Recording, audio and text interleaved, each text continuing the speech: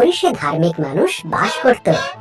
সে ভাবল, যিশুকে যারা বিশ্বাস করে তারা মিথ্যা প্রচার চালাচ্ছে, এদের বন্দী করা উচিত, এমনকি মৃত্যুদণ্ড দেওয়া যেতে পারে।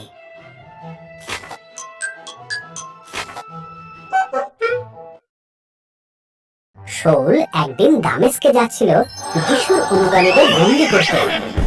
হঠাৎ রাস্তায় এক উজ্জ্বল আলো তাকে ঘিরে ধরল।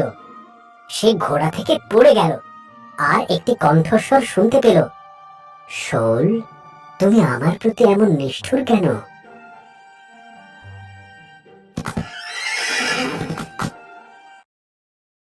শাউল জিজ্ঞাসা করল, কে তুমি প্রভু?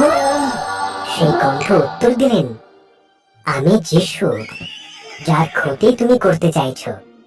তুমি দামেস্কে যাও, সেখানে তুমি জানতে পারবে তোমাকে কি করতে হবে।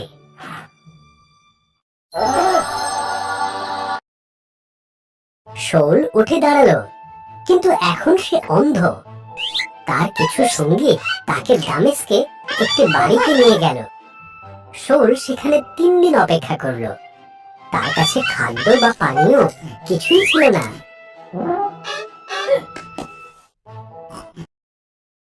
ইতিমধ্যে যিশু দামেস্কে তার এক শিষ্য অননীয়কে দর্শন দিলেন। যিশু তাকে বললেন, শাউলের কাছে গিয়ে প্রার্থনা করো, যাতে আবার সে দেখতে পায়।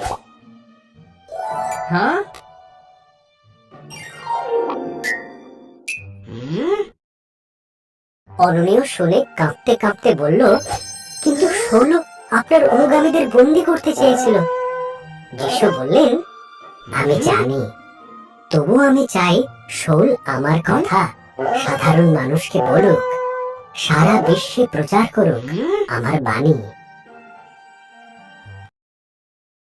অননীয় শাউলের কাছে গেল তার জন্য প্রার্থনা করতে।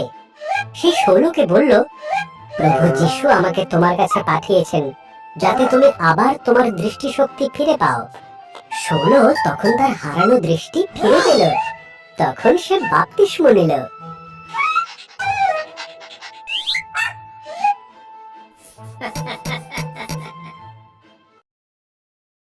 যিশু শাউলকে সম্পূর্ণ পাল্টে দিলেন।